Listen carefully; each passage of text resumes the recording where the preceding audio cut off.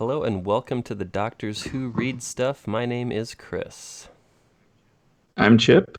And I'm And Brian. today we're covering another short story from The Last Wish, which is the novelization of the Witcher franchise. And we were kind of talking earlier, and we kind of mentioned that it seems like a lot of people don't realize necessarily that these are books. Or that they started as Right. books. I think most people are familiar with the video game or even the Netflix show. The Netflix show kind of brought it out to the masses, and then a lot of people found the video games after or the book Yeah. after. But this, Yeah, I was talking to a good friend of mine that he's loved the video games, loves the show, and I asked him about the books, and he said I didn't even know they were books until like the last year or so. So, and I'm the same way. I didn't know. I think that I thought of them as video games first, a TV show second, Mm-hmm. and then figured out, oh, these all started from books that were written 20 Right. some years ago, Yeah. So almost 30 years ago. So this one is The Last Wish. It's a collection of 6 short stories by the author Andrzej Sapkowski. Good Thank job. you. nice. And this short story is The Lesser of Evils. In part 1, the Witcher, Geralt of Rivia, is journeying into this town. The town is named Blaviken.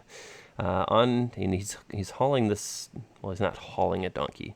There's a donkey tied to his pommel, and there's something underneath this big blanket. It turns out it's a monster that he slayed, and he's trying to get paid for it.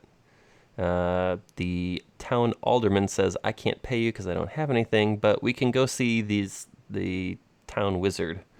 The town wizard turns out to be somebody Geralt knows, wizard named Stregobor. I believe I'm saying that right. And it turns out poor Stregobor is a little scared for his life. Uh, Yep, he's been on the yeah, run. so due to a series of unfortunate events with mutated girls, one of them is kind of out to kill him. So he's been avoiding and hiding and trying to get free, and he's convinced his life is going to end either today or tomorrow. Um, Geralt then goes, after getting the backstory of this particular murderous girl, goes to the inn in town where the girl and her friends are staying. They have a conversation. Um, Basically, the alderman's like, you know what? I'm just going to proactively arrest you. And they're like, well, you can't, because here we have this signed document from the king saying that you basically you can't touch us. And that's where we're going to end part 1. Um, I think, like the last couple stories, we have found out that the first half to 2/3 of the story is like world building, exposition, kind of advancing plots to the point where things can it's almost like a mini Sanderlanche. Yeah. It is. It really kind of takes a little bit to get everything progressing, and then once it happens, it's like the last third of each chapter is action, action, action, action, Yeah. resolution, and then you start over. So it's definitely a different style of writing. It is like a miniature Sanderson novel broken down into just a couple chapters, or well, Yeah, so when you think sections. about when you think about the culmination of the story, it happens in a matter of like 3 or 4 pages. It just everything kind Hmm. of comes to a Yeah. head and it's done. I know we won't get there in the Right. discussion tonight, but it is. There's a lot of build up to that, which I think it's an interesting It is. structure. I think it works because you're trying to do Hmm. two things.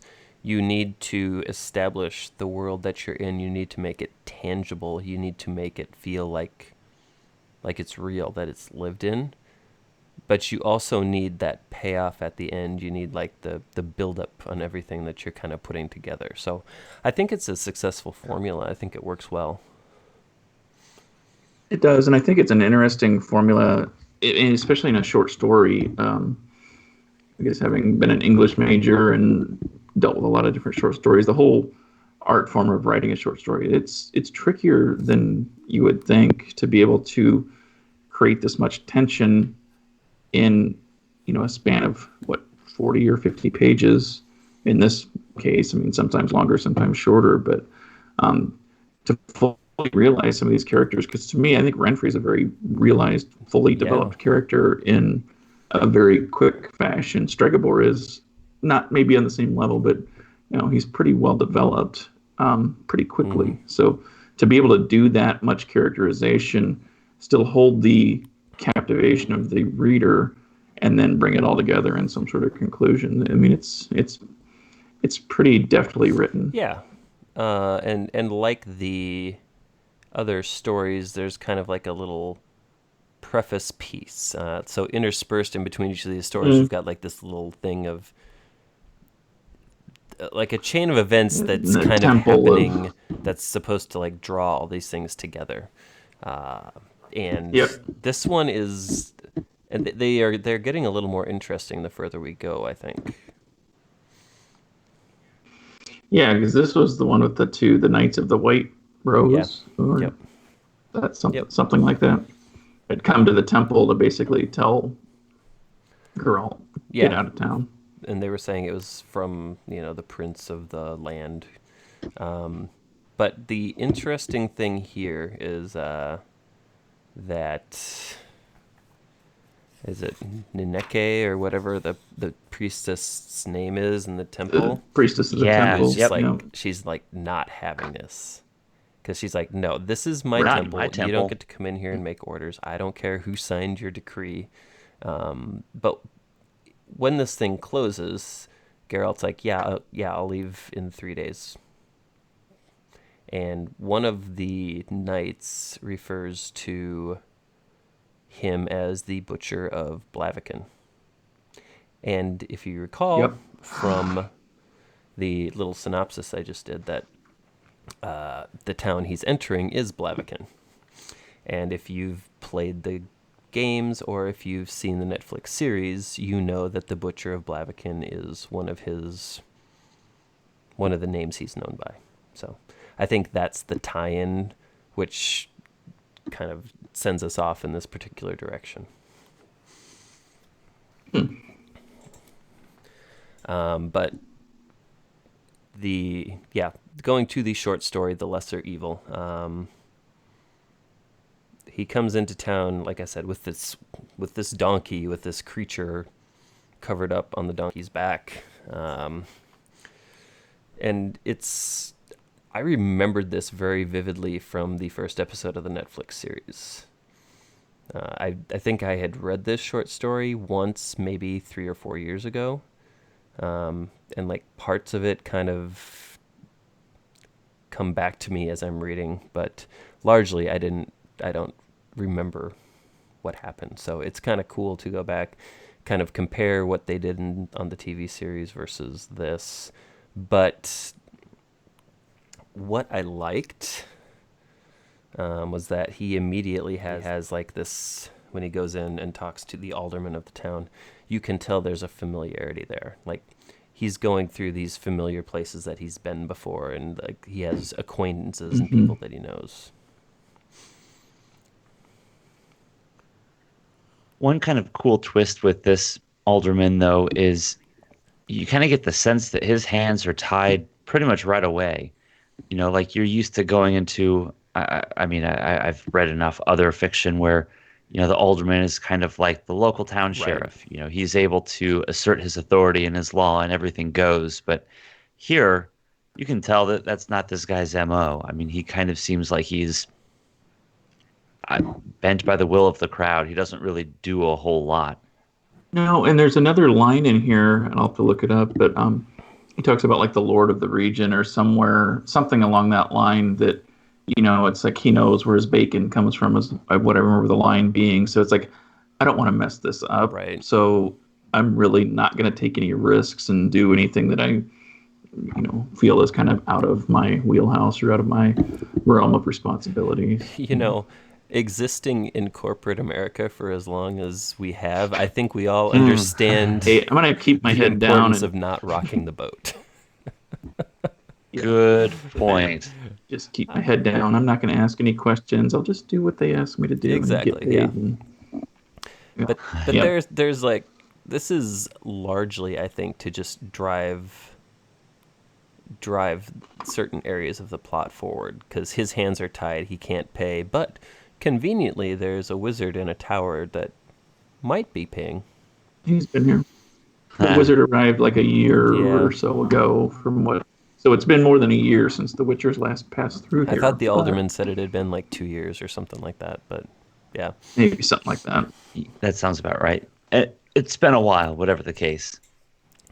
Yeah, the Master Irion, I believe, is what they called the wizard. Yep. And they Geralt makes a point to, like, in his inner monologue as he's thinking, he makes a point to mention that wizards and witchers don't really like each other. Yep. So again, like, pertinent to what's about to happen, but also you've got that larger world building aspect there of, like, guilds or organizations or castes of people that, it's kind of like the Wookiees and the Trandoshans. Oh, Yeah. don't get me started I know. on those Wookiees. I know.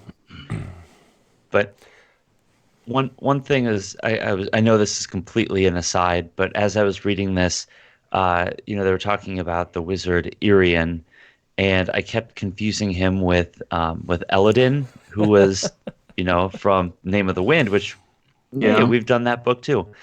But just as far as, someone who kind of controls their surroundings really well, and I thought that was kind of obviously just Yeah. coincidental, but I don't know. One thing before we get too much further, in the previous stories we've done, we've kind of talked about where this is geographically on the map, and I would just want to zip over and kind of give everybody a high level. So in the first short story, we were in Vizima, which is in Temeria. In the second one, we went to Muravel, which was just northeast of Vizima. Now, in this one, we're in Blaviken. And Blaviken, we're going to have to zoom out on the map and, like, go all the way into the North Sea. And right up there to the northwest is Blaviken. So this is quite a bit further away than the other stories we've encountered so far. So again, just kind of to keep a geographical mind on where all of these things are taking place. I thought it was kind of cool to pull that up. Nice. Yeah. Cool. Yeah. So the wizard, was it like did they say like the knocker on the door was talking? Yeah. Yeah. It was like a Yeah. fish, wasn't it? It kind Or of fish reminded me head. of, like, Jabba's palace, like the little robotic eye that, like, popped out of the door. Yeah. That was kind of the visual Yeah. I had, but it would almost seemed like it was a way for the wizard to kind of talk to his guests without actually having to talk to them. I think it was. And then, because even in this case, the alderman was basically saying, we've arrived, we've got this thing for you. And what the knocker says, he's not seeing anyone today. Yeah. And then is it Geralt says something and he realizes, he's Oh. like, wait, is that you? Yeah. Is that really you? So, so apparently there's some history here, potentially, that we do figure out, I guess, in the very next scene, then, that Geralt knows or recognizes the wizard as Stregobor, and that there is some history there. Yeah. A lot of this kind of goes into, because like we said in the synopsis, Stregobor's life is being threatened. He feels he is in danger because he's changed his name. He made the comment, he's like, given what I had here, I could survive. But there's this part of the book goes into quite a lot of detail on what exactly is chasing him. And it's it's kind of hard Yeah. to pin it down into a summary. Like I tried to do, I'm like, okay, how can I summarize everything that happened here? And it turns out I struggled. I mean, I struggled to Yeah. follow everything that was being laid out here as well. It wasn't super intuitive to me, but I also had two kids running around being noisy, so that might have been some of it. Possibly. But I think the gist is there were these girls, and through some sort of something they basically suffered mutations, and so the wizards decided to hunt them down. First they were killing them, and then they decided to isolate them. Is this what they called the curse of the I Black believe so, yeah. Sun, or the mania of Mad Yeah. Edibald? After the wizardry started the Lark and caused the dozens of girls to go from good, even noble families to be Yeah. murdered or imprisoned Yeah. in towers. Yeah. All right. But they were pretty much experimenting on them. I mean, and then things went Yeah. horribly awry, and um, Yeah. yeah, and now there are a couple left, but this one in particular is looking for some revenge. And it's interesting as he starts to describe her, because it basically like it makes a point. He makes a point to say that she's skilled with a sword. She's learned to use it, quote, so well there was hardly a man who could defy her, end quote. So not only does she have this mutation, but she's also formidable in other ways as well. And if she was able to like track him down across 3 or 4 locations, like she knows where he is, no matter how hard he hides. So it's kind of interesting, because in the previous story with Nivellen, Geralt's like, "You're not a monster. I don't hunt you." And now we have another case where this girl in particular, is not really a monster. Something was done to her. So he's like, eh. And Stregobor's like, "Hey, you could just go kill her for me." Yeah. Hey, funny that you're It's here. almost like it's kismet. Yeah, because then I know they go on to talk about the girl and how, who is it? Iridia? Was that Stregobor's wife or lady friend of some sort? Yeah, it But was they'd an A. hired. Yeah, or Anyway, Iridia sounds right. it talks about how several times they'd hired assassins to go kill her, but none of them ever returned. And eventually, Renfri, who was the girl, poisoned Iridia and killed her at some point in the cat and mouse chase. And then, and Stregobor knows that she's on his heels, and he thinks it's going to happen basically the next day, isn't it? Yeah. Renfri's planning this attack and will kill him in the morning, but then Stregobor does something. Geralt basically says, "No, Yeah. I'm not going to do And that." Stregobor Yeah. makes the case. He's like, "Oh well, this is the lesser of evils," which is the title of the story. And Geralt makes, I think, a pretty interesting response here. He's like, the lesser of evils is still evil, basically. I forget exactly what he said, but yeah. Oh, and one thing I forgot to mention earlier that I think is probably worth noting here is, so he's a wizard, right? He's able to perform all of these optical illusions. So, like in the Netflix series, they're in the middle of a garden, and even though it's twilight, the sun is still up. Like all of these things. So why doesn't he just use his magical powers and like waltz right by her? Well, apparently in all of the experiments that she was subjected to, there was this somehow magical ability to be immune to magic. So this is something that the magician himself cannot resolve, and so that's why he has to employ the Witcher to do it kind of by brute force. almost hire him as a mercenary. Yeah. But at this point, Geralt's basically armed with enough knowledge, um, and he goes with the alderman to the inn or the bar in town where they're staying, and because she's got what 6 or 7 basically armed thugs that are hanging out with her, and so he Yeah. goes in to talk to her, but those guys are there, and they're just like, this is interesting. This strikes me as like the typical just thug group, because they're crass. They are like they're badgering. They're Arrogant. arrogant. Um, I don't know, but Geralt refuses to bite. He insults a couple of them, and I think it was about to get violent when Renfri finally does come in, and it's Mhm. clear that she's in charge, and given Yeah. Yeah. what Stregobor said about her abilities, not only with the sword, um, they are probably very scared of her.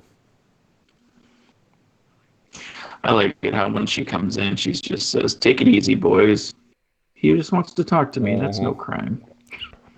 You guys carry on having a good time. No Yeah, trouble." So, but the I don't know. I thought that he characterized her very quickly, or very much juxtaposed her against what Stregobor said. You kind of think that's just this evil, you know, vile woman out there, and she's not at all. yeah, I mean she's She almost has she almost has this like tamer of wild beasts sort of persona. Like she's like this seemingly sweet person who is surrounded by all these thugs. Although the Witcher knows from prior conversations that she's kind of been manipulating people along the way. Like she has a history of manipulation as well. So things might not be quite as they seem.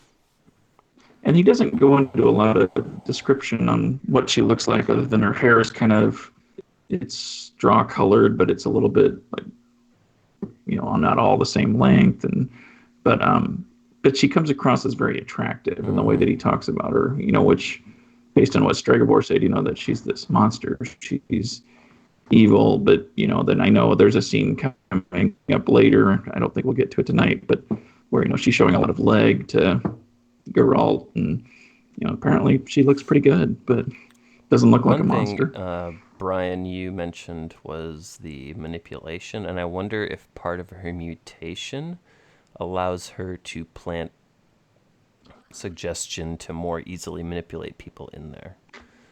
Because when her and Geralt go out into the main room to talk to the alderman, and the alderman's saying like, you know what, I'm just going to throw all you guys in jail so you don't do anything, basically. She Mm-hmm. produces a note Hmm. from, is it the king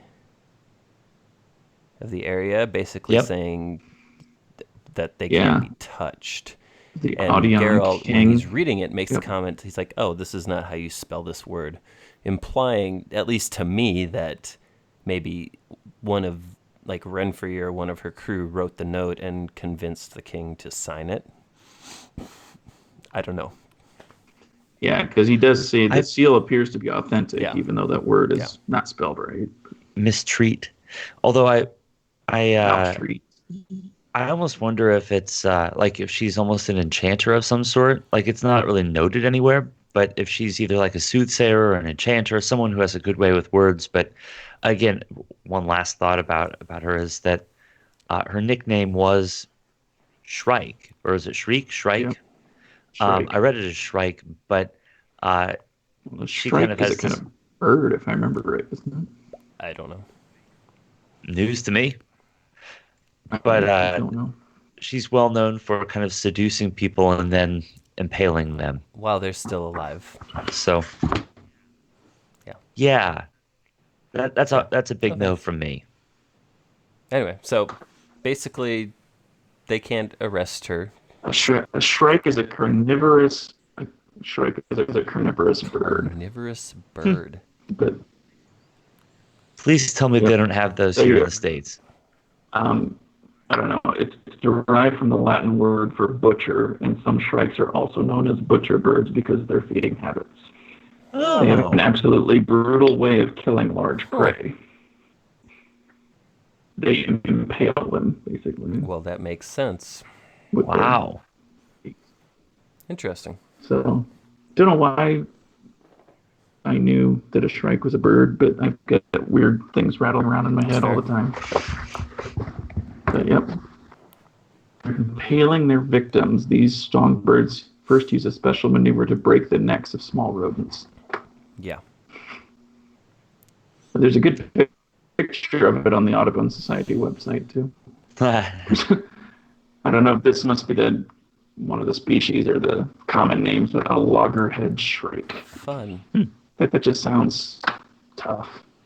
Yeah. That's a No, cool thank you. name, But this part of the story, though. Sorry. no, Didn't I mean to think that's digress, good but because it kind of like it's like okay, well, she impales and the shrike it kind of impales, and fills out that characterization. there's also an allegory there because Yeah. after this, Geralt will be known as the Butcher of Blaviken. But this Makes kind of sense. ends with Interesting. her saying that the wizard's going to die tomorrow, and Geralt saying he's just not idly going to sit by and let it happen. So that is Yeah. where we're going to leave this. I know. Oh man, So if come you on. like this, we invite you to hit the little thumbs up below. Please click subscribe so you can catch our next episodes as they air. And please, if you have something to say, questions, comments, discussions, put them in the comments below. We will see you next time. Thank you so much for watching. We kind of love you all. Maybe. Anyway, Right. we'll see you guys next time.